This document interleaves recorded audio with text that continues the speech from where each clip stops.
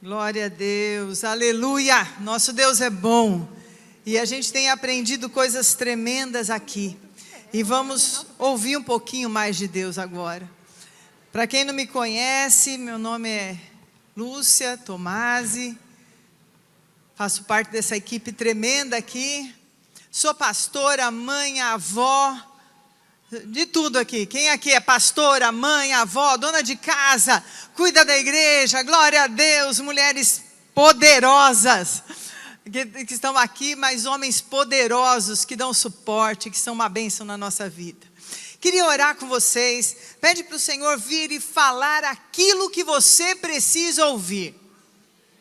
Sabe, quando a palavra sai do altar, ela sai do altar de uma forma que o Espírito Santo é tão lindo, que ele sai esse sopro do altar, mas ele vai chegar ao coração de cada um segundo a sua necessidade, segundo aquilo que Deus quer se revelar a você. Vamos orar então?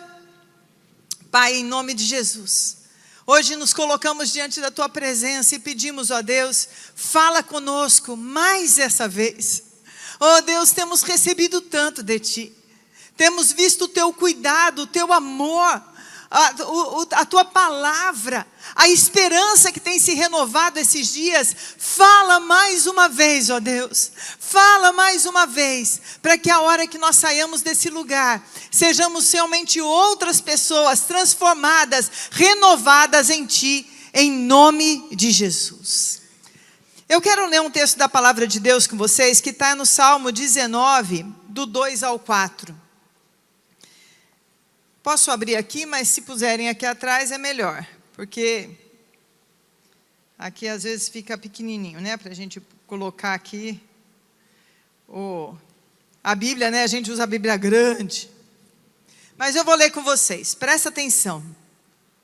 Os céus proclamam a glória de Deus e o firmamento anuncia as obras das suas mãos. Um dia discursa a outro dia, e uma noite revela conhecimento a outra noite. Não há linguagem, nem palavra, e deles não se ouve nenhum som. No entanto, por toda a terra se faz ouvir a sua voz. Essa palavra que eu vou falar hoje para vocês diz respeito aos ciclos da nossa vida, aos momentos da nossa vida que são prenúncio de um novo tempo. Muitas vezes, e eu creio que aqui muitos pastores passaram por esse tempo de pandemia, algumas lutas específicas. Cada um de uma forma diferente. Eu tenho conversado com pastores e cada um foi uma forma diferente de lutas, aonde você possa ter passado. E não é só a pandemia, mas ao longo da nossa história, da nossa vida. Quem aqui é pastor há pelo menos 20 anos? Eu sou pastor há quase 40, irmãos. Embora não pareça. Não, mas eu e meu marido começamos a pastorear com 23 anos. E quem já pastoreia há muito tempo sabe que nós passamos por ciclos difíceis.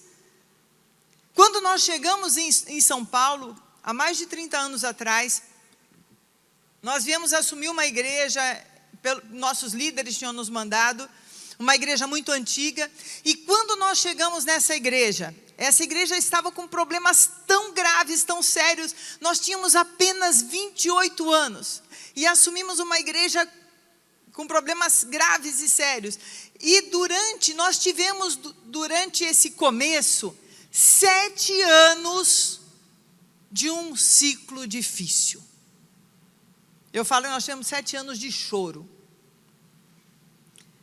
Até que o Senhor falou, agora vocês estão preparados para esse novo ciclo que eu tenho para a vida de vocês.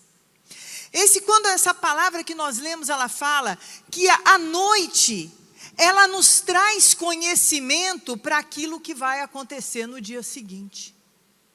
O dia mau, irmãos, o ciclo de dor, o ciclo aonde a nossa carne é machucada, aonde as nossas estruturas são mexidas.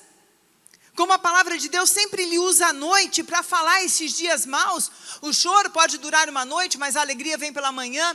Quando nós passamos por um ciclo da noite, e eu não sei se alguns aqui estão passando por essa noite na sua vida, mas eu quero dizer que olha bem, porque a luz da aurora já está brilhando, e já está chegando o dia, e a noite, ela é o tempo de Deus, para nos preparar, para nos trazer conhecimento, para nos forjar para um novo dia, para um novo ciclo. O que acontece, irmãos? E agora eu quero chamar a atenção de vocês para isso, porque isso eu vi tanto acontecer, tanto, é que pessoas passam noite, aí quando vem o dia, elas não aprenderam nada com a noite. E sabe o que acontece? Elas começam um novo ciclo com os velhos costumes. E sabe o que acontece? A noite se repete. E nada muda. A nossa noite, irmãos, é para nos forjar, é para nos transformar, é para nos ensinar, é para nos trazer conhecimento. E não é qualquer conhecimento, não é o conhecimento só, que também é importante, como os pastores falavam aqui, de estudar a visão, para você saber o que você está fazendo, saber quem é o pastor César, saber qual é a história, saber como surgiu. Isso é parte da nossa forja, do nosso preparo. Mas também esse conhecimento de Deus é nos aprofundar num discernimento de Deus, numa mudança de visão, numa mudança de maneira de enxergar as coisas. Sabe o que eu acho interessante? Paulo. O que aconteceu com Paulo quando Deus precisou trabalhar com ele muito rápido para aquilo que Deus tinha para ele? O que Deus tirou de Paulo de cara? A visão. Ele precisou de uns diazinhos, na noite, na escuridão, para ser forjado para aquilo que Deus tinha para ele. Jesus, antes de sair para o ministério dele, ele foi impelido a ir para onde? Deserto. Antes da terra prometida, o que teve? Escravidão, depois o deserto. Sempre tem uma noite para nos forjar para algo muito grande que Deus tem. Por isso que se você está saindo de uma noite ou está numa noite, saiba, existe um amanhecer, existe um dia que Deus quer fazer tudo diferente, e aí só vai depender de você. O dia vai nascer, mas o teu coração tem que estar forjado, o conhecimento de Deus, a revelação de Deus tem que estar em você para você poder nascer. Quem me conhece, a maioria de vocês sabem que o ano passado, para mim, para minha família, para a nossa igreja, foi um ano de grande dor. A maior dor que a gente podia passar. Agora, no fim de janeiro, de março, faz um ano que começou as trevas e a escuridão e a noite na nossa vida. Porque no final de março foi quando meu esposo foi internado. Meu esposo, quem lembra dele, se tiver uma foto dele, coloque que todo mundo lembra. E ele é tão bonito, né? Eu falo porque os cristãos não morrem. Eles só estão no céu esperando a gente chegar lá. E ali começou uma grande noite. De um homem forte, saudável. Nós dois com Covid, fomos para o hospital para exames de rotina. E quando eu fui chamada para um lugar, ele foi chamado para outro, e eu via que ele não vinha, eu só veio a notícia, ele vai direto para a UTI.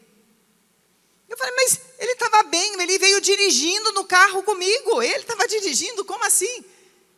E ali começou um tempo de noite, de grande dor, muita dor. E resumindo, porque foram muitos aprendizados, foi muito tempo onde Deus ali fala assim, filhos, eu estou te preparando, eu estou te forjando. Sabe, ontem o pastor Lau falava da correção do pai com o filho e da formação, acho que de caráter, que ele falava que não tem anestesia, né, que dói. E Deus às vezes permite coisas na nossa vida, gente, que vai doer e vai doer muito. Mas tem uma coisa. Ele está ali do teu lado falando, eu sou contigo. Você não está sozinho. Outro dia eu ouvi uma frase, até de um filme cristão que passa, que o pastor falava assim, tem coisas que nós não entendemos. Tem dores que nós passamos, a traição que você passou lá de membros que você deu a sua vida, a perda de pessoas queridas, uma fatalidade, uma dificuldade financeira. Tem muitas dores que nós entramos na presença de Deus e dizemos, Senhor, eu não entendo.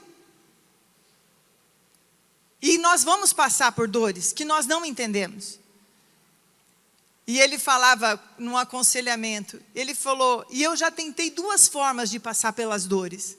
Uma foi me afastando de Deus e ficando bravo com Deus. E outra, me achegando a Ele. Eu posso dizer que estando perto dEle é muito mais fácil passar. E ali começou esse tempo, foram 40 dias, na verdade 42 dias de angústia, de dor, até que chegou o dia que o Senhor falou, agora vocês estão preparados e eu vou agora recolher o meu filho.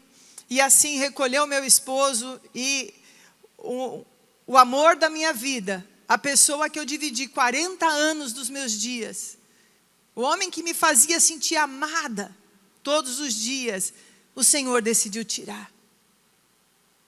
Foi um tempo, um ciclo de dor, foi à noite. Agora, irmão, eu não estou falando, a minha dor não é maior do que a tua. Porque às vezes a gente quer comparar. Eu não vou nem reclamar, porque olha a dor daquele. A minha dor não é... Dor é dor. Dor pode ser porque você apertou um dedão ou quebrou um braço. Dor é dor. E as nossas dores, elas existem e estão ali. Mas tem uma coisa, essa dor significa o ciclo da noite. E nessa dor, o Senhor está nos ensinando e nos forjando. E o nosso posicionamento no meio da nossa dor vai fazer a diferença para o dia que vai nascer. O momento que Deus quer nos mudar de ciclo, sempre vai ter uma noite antes dele. Porque nós precisamos... O que foi? A foto dele está aí, é que aqui eu não vejo. Ele é lindo, né, gente?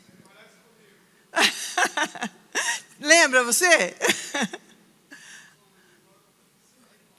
Um homem de Deus. Um homem alegre. Ele chegava aqui, todo mundo fala, que ele chegava já bagunçava. Está fazendo uma falta nas reuniões de G12, né, gente? Animava nossas reuniões. E faz uma falta do meu lado também. Mas Deus foi me ensinando a viver. E existem 4 coisas que nós precisamos mudar no tempo da nossa dor. Que nós precisamos aprender para que a gente não entre no novo dia com os costumes do velho dia. Das coisas que não deram certo. E isso eu estou falando, queridos, na sua igreja. No ciclo da tua igreja. Você escutou testemunhos tremendos aqui. De pastores tremendos, e hoje nós estamos nesse encontro, porque Deus trouxe você aqui, para te preparar, para novo dia, para a alvorada que tem na sua vida, no seu ministério. Quem crê? Quem crê aqui que realmente a sua igreja, seja lá de 40, 50 membros, pode se transformar na maior igreja da sua cidade?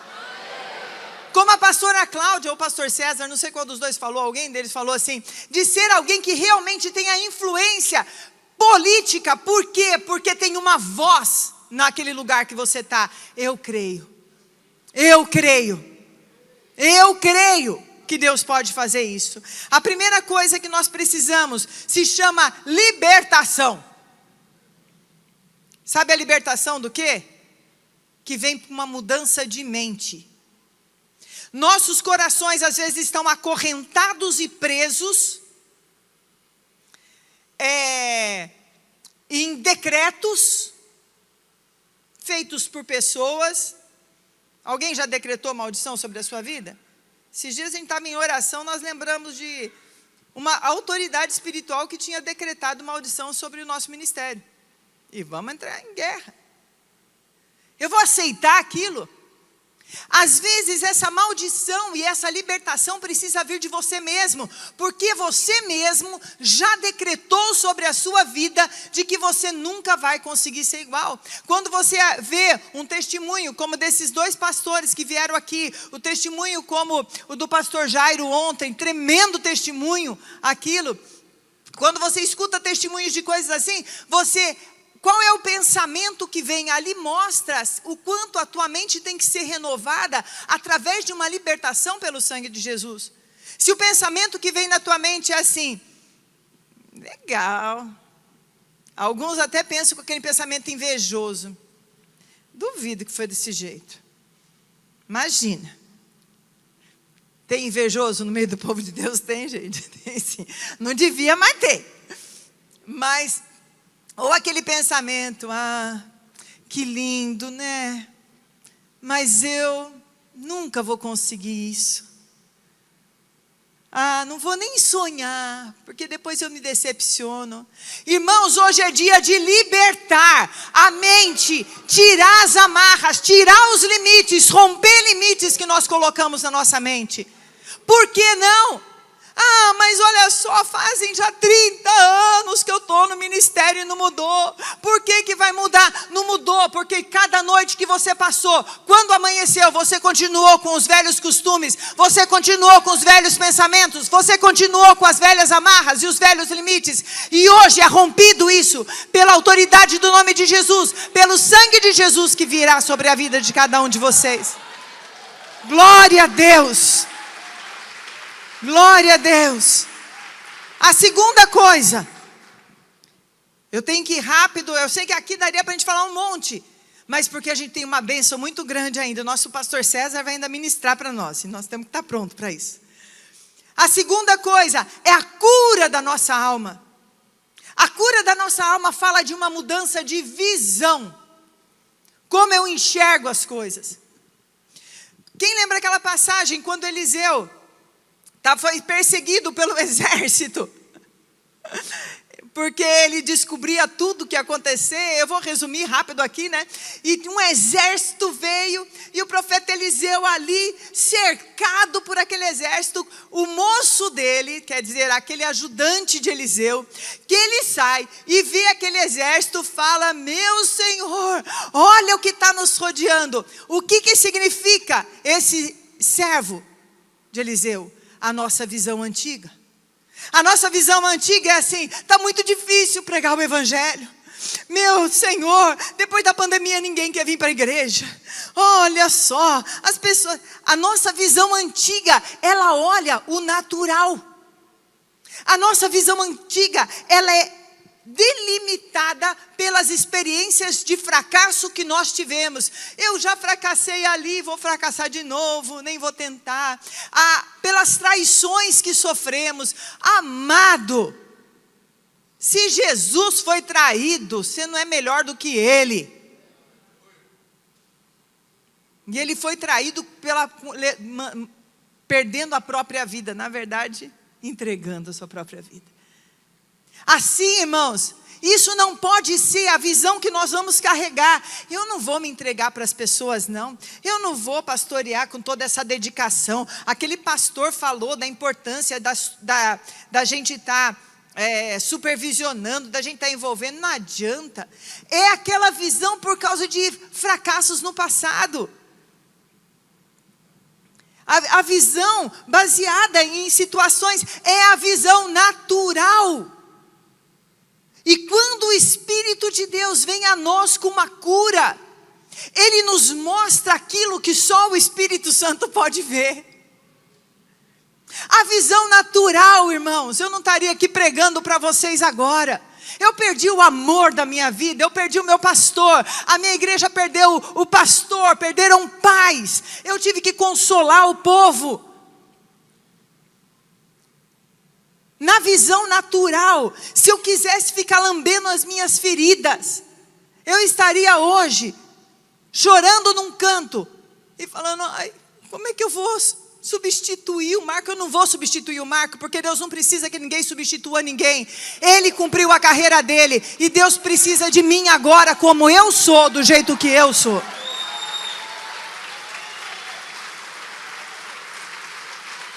Glória a Deus por isso. Glória a Deus por isso. E no dia que ele morreu, irmãos, eu decidi não ser nem uma pessoa ferida com Deus.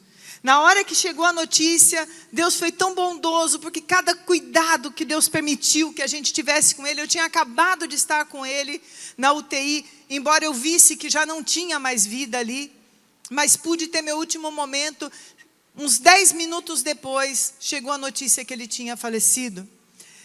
Eu estava no carro ainda com meus filhos, com 2 dos meus filhos, e chorei ali, mas na hora o Espírito Santo me falou algo.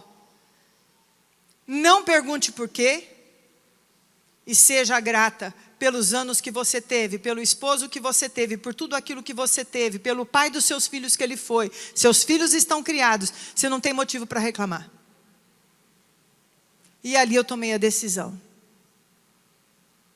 Sabe, irmãos, se a gente ficar lambendo as nossas feridas: ai, fulano me traiu, ai, tudo dói, ai, a igreja não responde a mim, você nunca vai sair de onde você está.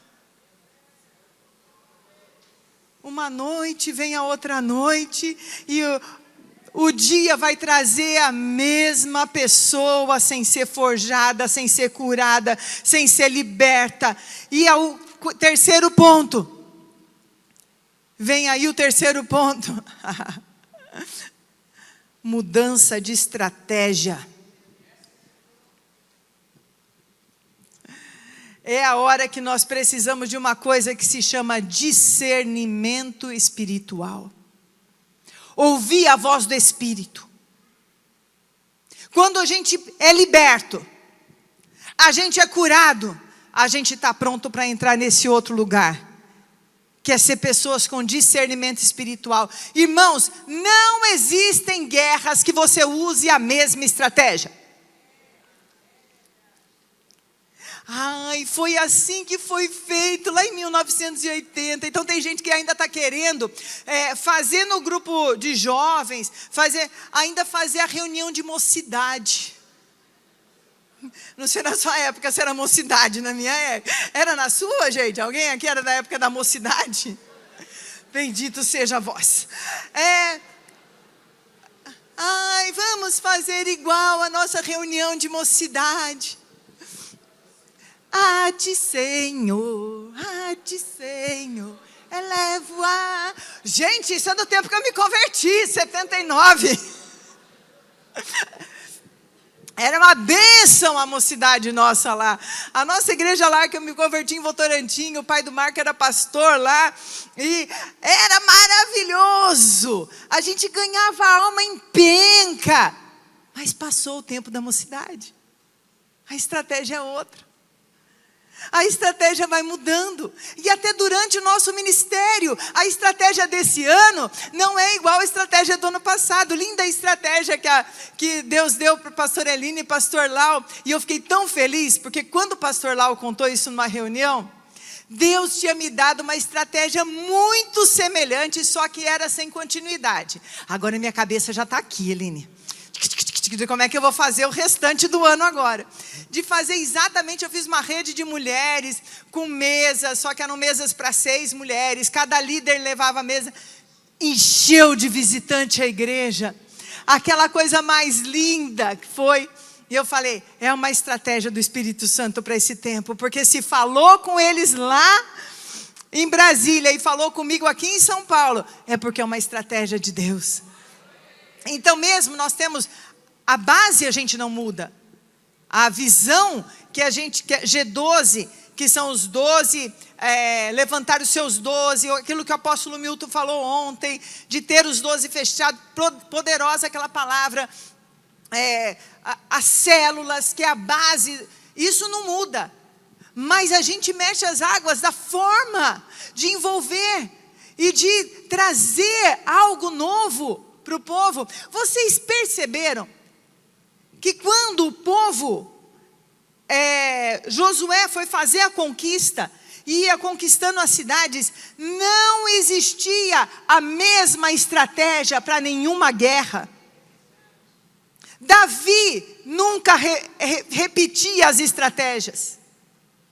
No deserto não tinha as estratégias, quando eles tinham que vencer algumas lutas, eram sempre diferentes. No tempo dos juízes, cada uma era diferente. E isso que Deus está querendo dizer, sabe por quê, irmão? Deixa eu contar para você o porquê. Porque a gente é preguiçoso.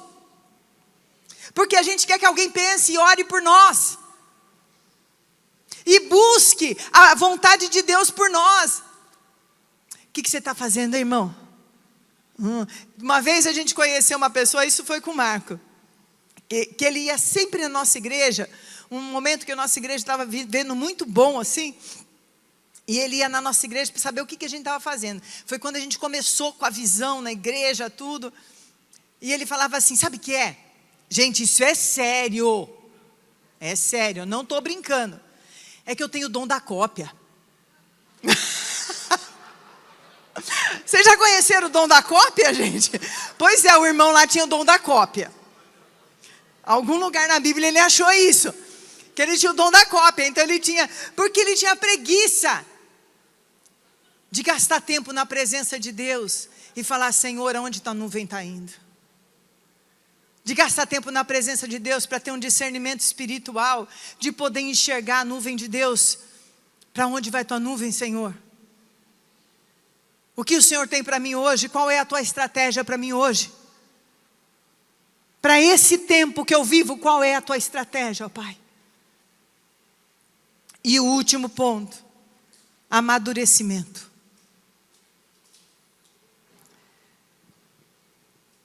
Amadurecimento fala de mudança de vestes. Deus tem uma veste para cada tempo da nossa vida. Esse tempo que você está vendo a alvorada chegar, e esse amanhecer, Deus vai ter uma nova veste para você. Tem horas que nós precisamos usar uma armadura mais robusta, porque a guerra é mais intensa. Tem hora que o Senhor vem com um manto profético sobre a nossa vida.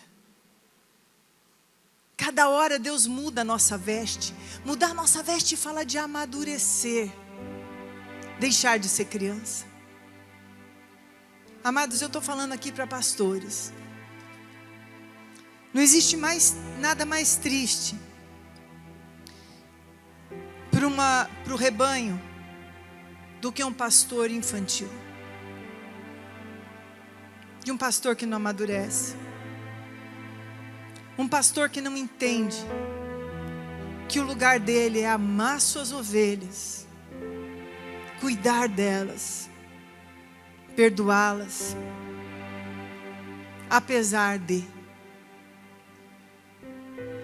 Um pastor que não entende que ele está ali para cuidar dos filhinhos de Deus, com a maior dedicação e amor que ele possa ter.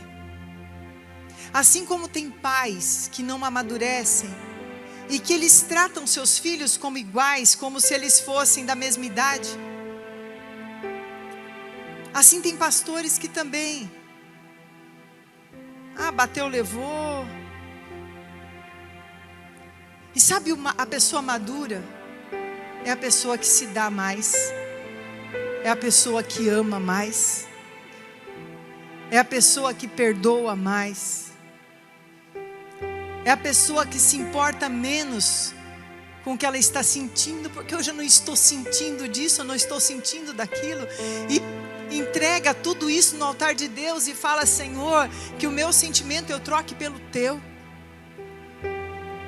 O que o Senhor sente em relação àquele irmão que está agindo daquela forma inadequada? Me usa para ser a tua boca, não a minha. Isso é amadurecimento. Queridos, eu queria orar agora. por todos aqueles que estão passando por uma noite, mas que está terminando. E está vindo um novo amanhecer. Para que você entre nesse amanhecer com o coração curado, com o coração liberto, com a sua vida no altar de Deus, maduros, com discernimento do Senhor. Fica de pé onde você está. Se derrama diante do altar de Deus agora. Se você tem que pedir perdão para Deus por ter errado. Gente, já teve tempos que eu fui infantil. Já teve tempos que eu tive um coração não curado. Já teve tempos onde eu tive coração não liberto. Mas se Deus me trouxe aqui, é porque Ele fala: ah, tem chance de você sim, filho. Porque eu tenho um amanhecer para você. E hoje Deus vai abrir a visão de muitos e você vai começar a ter visões daquilo que Deus tem para você.